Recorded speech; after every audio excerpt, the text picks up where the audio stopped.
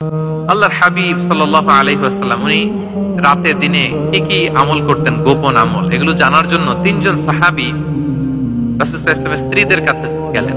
যে জিজ্ঞেস করলেন যে আপনারা আমাদেরকে বলুন যে রাসূল সাল্লাল্লাহু আলাইহি ওয়াসাল্লাম রাতে কি আমল করে, দুপুরে কি আমল করে, বিকেলে কি আমল করে।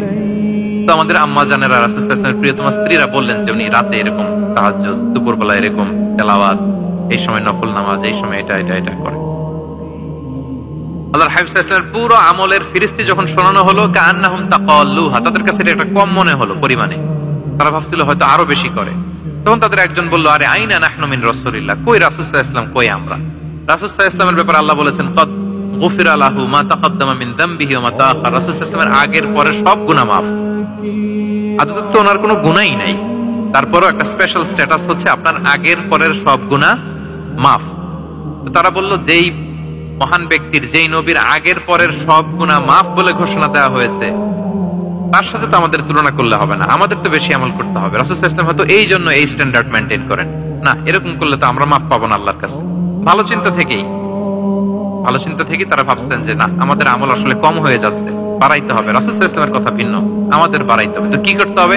একজন বলল, আজকে থেকে আমি সারা রাত নফল নামাজ পড়বো, সারা রাত ঘুমাবো না। আর নিয়ত করে ফেলছে, আমি সারা রাত নফল নামাজ, এশার পর থেকে যে নফল শুরু হবে ফজর পর্যন্ত, ঘুমটুম নাই, আচ্ছা গেল। আরেকজন বলল, আমি সারা বছর রোজা রাখবো, কালকে থেকে যে রোজা ধরবো আর ভাঙবো না, সারা বছর। আরেকজন বলল, আমার কয়েকজন স্ত্রী আছে, আমি আর স্ত্রীদের কাছে যাব না, আমি এখন থেকে সন্ন্যাসী, বৈরাগী জীবন যাপন করব, আমি আর কোন নারীর কাছে যাচ্ছি না। এই ঘোষণা যখন তারা দিয়ে ফেলছে, এটা রাসূল সাল্লাল্লাহু আলাইহি ওয়াসাল্লামের কান পর্যন্ত যেয়ে পৌঁছলো। আল্লাহর হাবিব সাল্লাল্লাহু আলাইহি ওয়াসাল্লাম এটা শুনে ফেললেন। শুনে রাসূল সাল্লাল্লাহু আলাইহি ওয়াসাল্লাম এটা অপছন্দ করলেন, কারণ এটা তো রাইট ট্র্যাক না, ওনারা ভুল করতেছে। একটা ভরা মজলিসে রাসূল সাল্লাল্লাহু আলাইহি ওয়াসাল্লাম বললেন, আনতুমুল্লাযীনা কুলতুম কাযা ওয়া কাযা, শুনলাম তোমাদের মধ্যে কে কে নাকি এমন এমন বলছো। সুবহানাল্লাহ। তিনি বলতে পারে, এই আব্দুল্লাহ দাঁড়াও, এই আব্দুর রহমান স্ট্যান্ড আপ, এই দাঁড়াও, তুমি নাকি এটা বলছো, তুমি এটা বললে তো ওনারা লজ্জা পেতেন না? সবার সামনে লজ্জা পেতেন। উনি এটা না করে কাজ হাসিল হয়ে যাচ্ছে, বললেন আনতুমুল্লাযীনা কুলতুম কাযা ওয়া কাযা। অনেক বর্ণনা এরকম পাওয়া যায়, মা বালু আকওয়ামিন ইয়াফআলুনা কাযা ওয়া কাযা, মা বালু আকওয়ামিন ইয়াকুলুনা কাযা ওয়া কাযা। তাদের কি হলো, তারা এমন এমন বলে, তাদের হলোটা কি, তারা এমন এমন বলে। এইভাবে তিনি শুধরে দিতেন।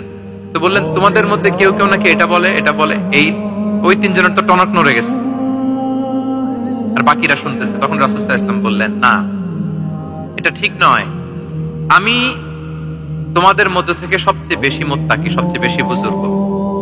ওয়াল্লাহি ইন্নী লা আখশাকুম লিল্লাহি ওয়া আতকাকুম লাহু, আমি তোমাদের মধ্যে থেকে আল্লাহকে সবচেয়ে বেশি ভয় পাই। বলেন তো, রাসূল সাল্লাল্লাহু আলাইহি ওয়াসাল্লামের চেয়ে বেশি আল্লাহকে ভয় পাওয়া কারো পক্ষে সম্ভব? আল্লাহর হাবিব সাল্লাল্লাহু আলাইহি ওয়াসাল্লামের চেয়ে বেশি মুত্তাকি হওয়া কারো পক্ষে সম্ভব? আমার নবীর চাইতে শ্রেষ্ঠ হওয়া সম্ভব?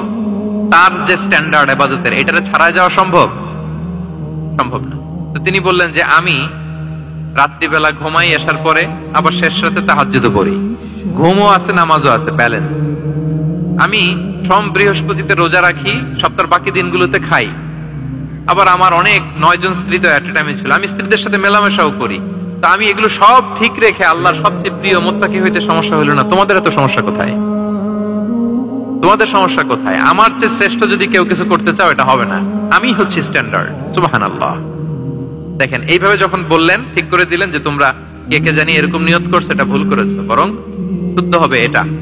ওই তিনজনের টনক নড়ে গেছে, তারা শুধরে নিয়েছেন, আর বাকিরা সঠিক মেসেজটা, সঠিক নির্দেশনাটা জেনে গেল। তাহলে ওনাদেরকে কারেকশন করা হয়ে গেছে না অলরেডি? বলেন তো, ওনারা যে ভুল করছে কারেকশন হয়েছে কিনা? কিন্তু তাদেরকে অপমান করা হয়েছে। এই ভুলটা আমরা অনেক সময় করি। অন্যের সামনে কখনো নিজের ছেলেকে, নিজের স্ত্রীকে, বন্ধুকে বা যাকে, হঠাৎ হাসির রোল পড়লো কেন? এখানে কিছু কমন পড়ে গেছে নাকি কথা নিজের জীবনের সাথে? অন্যের সামনে এইভাবে আমরা যেন কারেক্ট না করি। কাউকে সংশোধন করতে চাইলে আল্লাহর হাবিব সাল্লাল্লাহু আলাইহি ওয়াসাল্লামের দেখানো পথেই যেন আমরা সংশোধন করি। এটা হচ্ছে এই হাদিসের 1 নাম্বার শিক্ষা।